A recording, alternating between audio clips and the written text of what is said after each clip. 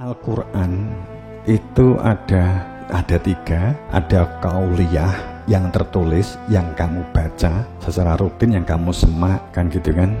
Ada ayat, itu adalah ayat Al-Quran yang tertulis. Kemudian yang kedua ayat yang tidak tertulis, ada dua sebenarnya di sini. Tapi ada ayat yang bersifat alam semesta, penciptaan alam semesta. Kemudian yang ketiga ada ayat-ayat nafsiyah, ayat-ayat yang berkaitan dengan kehidupan diri kamu sendiri, kehidupan manusia ini. Ada tiga pola, ada ayat, jadi qauliyah, kauniyah, nafsiyah. Pada saat kita itu membaca ayat-ayat, itu bisa jadi tidak ada 1%-nya dari ayat-ayat Allah yang nyata, yang fakta, itu nggak ada 1%-nya. Sedang di dalam Al-Quran, di surat Rum katakanlah demikian ya, sejak mulai ayat 17 sampai ayat 24 itu tertulis wa min ayati ana khalaqakum min anfusikum azwaja, itu kan di ayat 21-nya begitu kan. Inna fi dzalika laayatul liqaumin yatafakkarun inna dzalika laayatul, selalu ditutup itulah ayat-ayat, itulah ayat-ayat Allah, itulah ayat-ayat Allah, itulah ayat-ayat Allah, bahwa di situ kejadian malam dan siang, itulah ayat-ayat Allah. Kejadian ada zakar wan unsa, ada lanang dan wedok, itulah ayat-ayat. Saya jadikan langit dan bumi, itulah ayat-ayat. Saya jadikan kamu itu dari kecil menjadi besar sampai mati, itulah ayat-ayat. Kan begitu.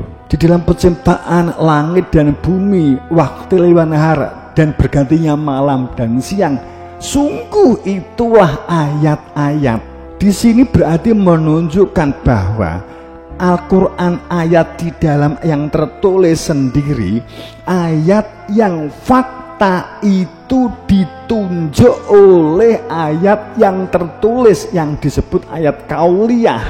Itulah ayat. Cermatono, galinen, bacalah, kan gitu.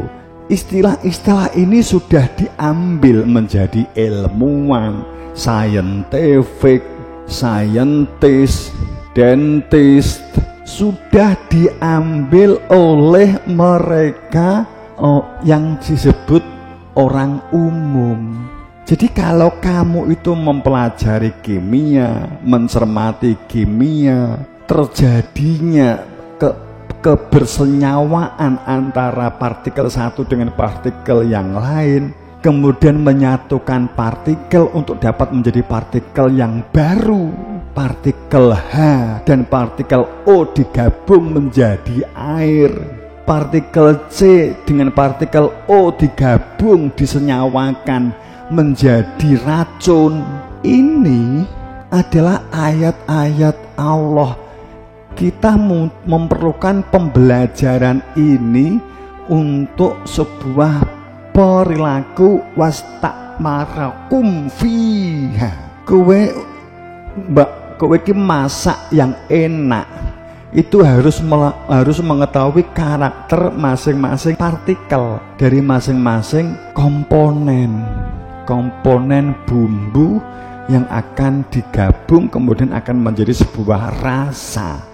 Semakin kamu mengenal semakin baik, maka kamu semakin memungkinkan untuk menciptakan masakan baru yang enak, kan begitu.